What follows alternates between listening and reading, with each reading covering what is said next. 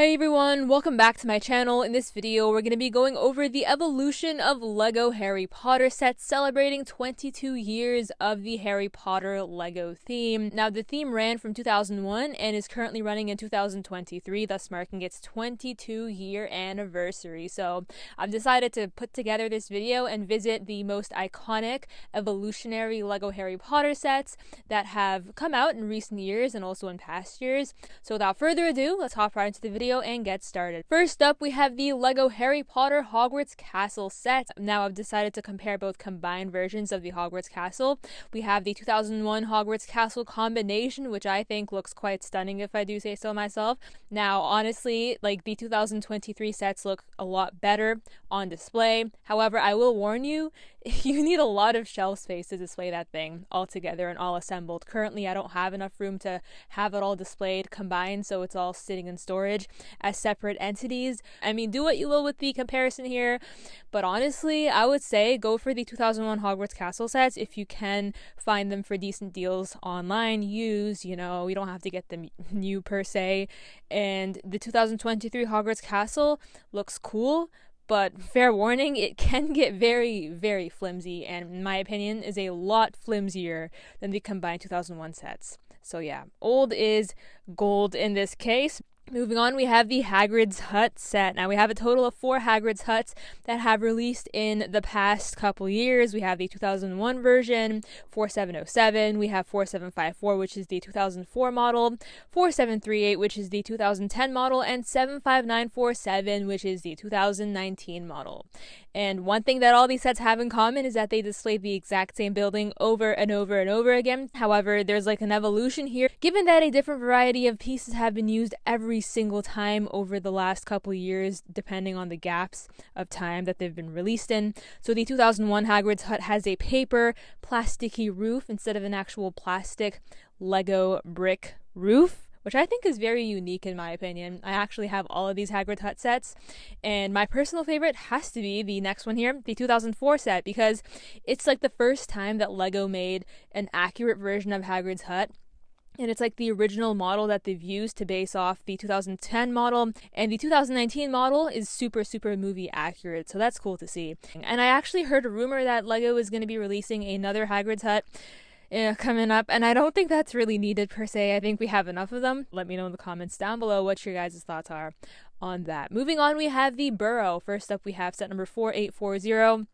The Burrow from 2010, which is a personal favorite of mine. I remember being so happy and excited when I found the Burrow for a decent price on eBay. I was actually super thrilled, and I got like the best deal on it. I think it was like $100 Canadian, $120 with shipping. All the minifigures were there, all the parts were there, box instructions, everything. I was so happy about that, and I actually have it proudly on display. And next to it, I have the 2020 Burrow, which is the Attack on the Burrow, set number 75980. I think this one is a lot more accurate and a lot better looking. However, in my opinion, the older sets have this certain level of nostalgia that I carry with me. In the past, in 2010, 2011, Lego actually paid a lot of attention to their Harry Potter minifigures because it was like the first time that they've produced the Harry Potter minifigures in their newer printing style compared to the older 2004 sets. Even though those sets had like the same human skin tone, the 2010 models decided to take that a step further and make it look more cartoony and basically pave the way for the future of Lego Harry Potter and Lego minifigures in general. In my opinion, I'm going to stick with the saying that 4840 is a lot better than 75980, simply because I am a fan of that entire Harry Potter era. And the newer Burrow is cool and all, but the older one will always have a special place in my heart because I just can't shake off the excitement I felt when I got that Burrow set for the very first time. Next up, we have the classrooms, the Lego Harry Potter classrooms from 2001 that have been transformed into banners in 2022. Taking a look at 2001, we first have the Lego classroom set number 4721, the Gryffindor house set number 4722, and the Slytherin set number 4735. Now, taking a look at these together, you will notice how 4721 and 4722 have like this paper background because I guess at that time Lego decided to just do that and make the set a lot cheaper instead of building like a custom full room with like a full backdrop and everything. And now I'm comparing these three to the current Harry Potter Hogwarts Moment set and the Hogwarts House banners. I will give credit where credit is due. As much as I dislike the moment sets and the banner sets, they're cool. They're cool compared to the 2001 sets, that is. I mean, they actually have a brick-built background compared to pure paper, so it's very nice to see the evolution there, in my opinion.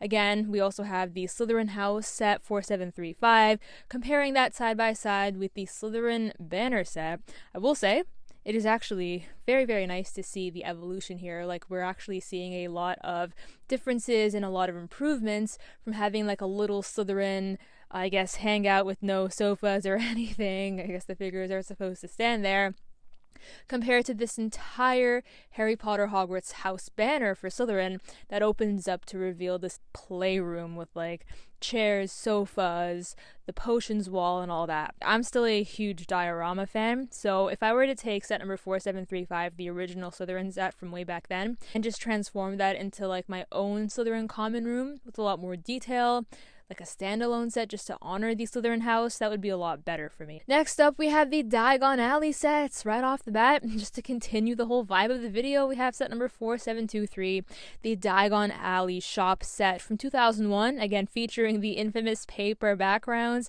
and the super bright colors used, like the bright orange, the bright pink, the bright purple, all that there. Not a huge fan of that. The contrast has been turned up with these sets. And then we have set number 10217, the Diagon Alley from 2011, which I actually got so lucky to get for this amazing deal. I guess it's amazing because like the value of it went down given all of the newer sets that came out. So I just took advantage and now I have it and now I'm really happy.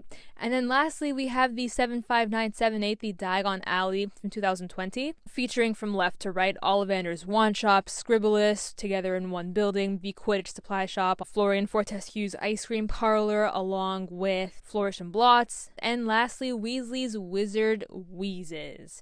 And I will say, all these together look very nice, and they're very accurate to the Wizarding World of Harry Potter theme park buildings, which I think was a nice touch to see. Comparing all different stages of Diagon Alley, we first started off with paper, and then we moved on to 10217, which is the first time that we got the buildings built as bricks, and lastly 75978, being the Wizarding World of Harry Potter theme park depiction of the sets, with more buildings, more details, and more of everything. Adding on to this, we have the Gringotts Bank, the older one from 2002 versus the newer Gringotts. Now starting off with 4714, Gringotts Bank from 2002, you can see that it was actually featuring like that little cart with Harry and Hagrid, a little play set, and then comparing that against 76417, which completely knocks 4714 right out the park, we have the Gringotts Wizarding Bank from 2023.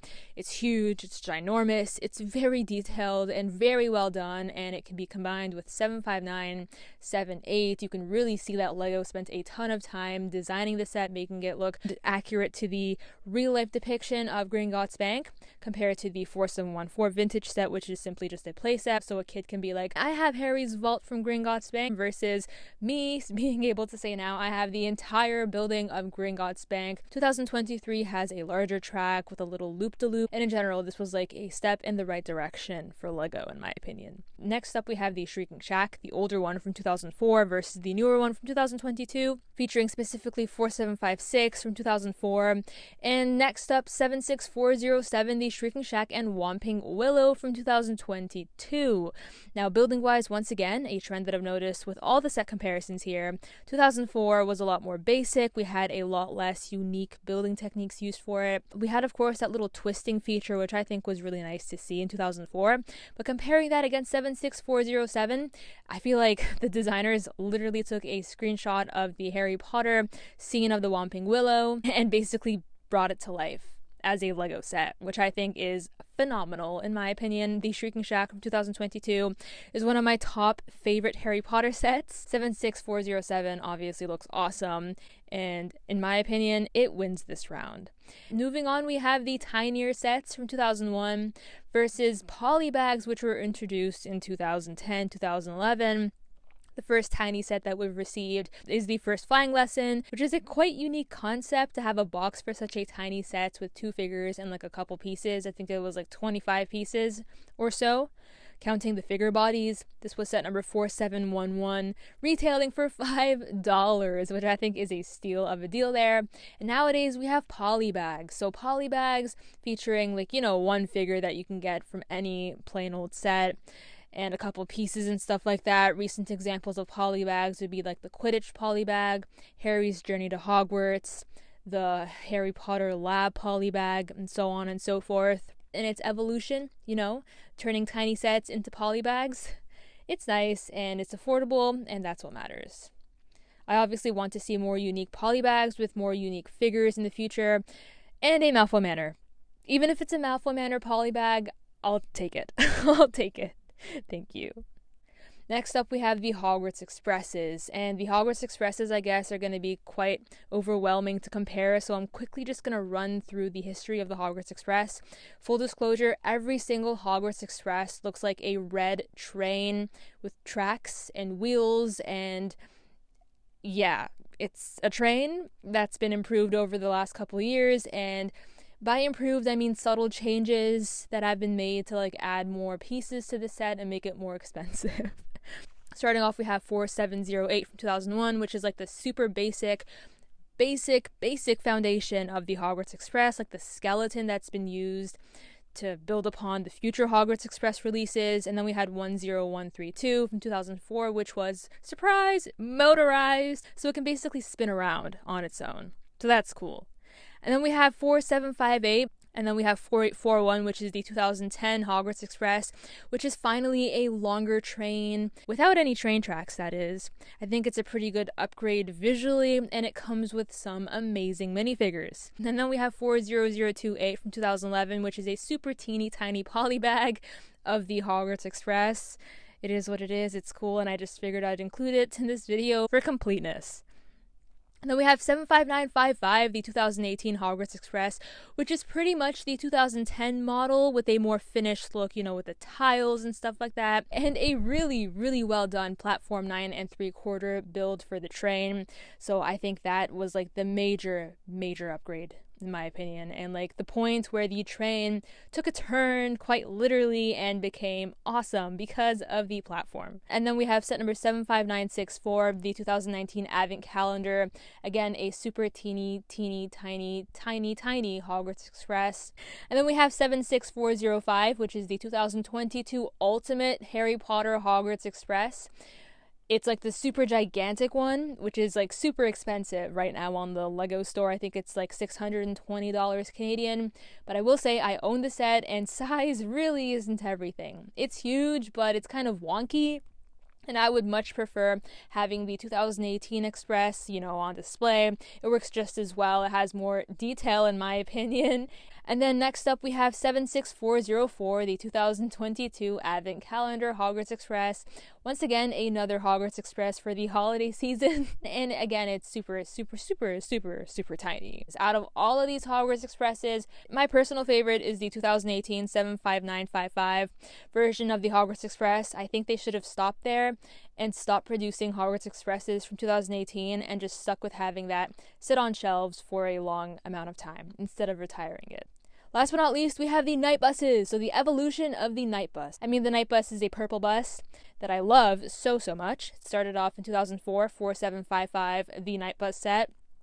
Again, modeling the general idea of how the night bus will be built in future years. And then we have set number 4695, the mini night bus from 2004, which is the wallet-friendly version of the night bus from 2004 as well.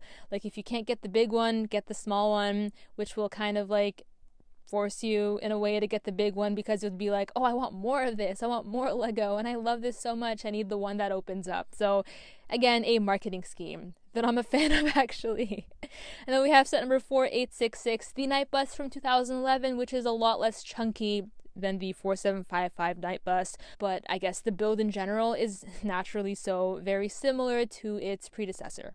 Last but not least, we have 75957, the Nightbus from 2019, again with a smoothed out finish, smoother than the 4866 2011 Nightbus here in the side-by-side.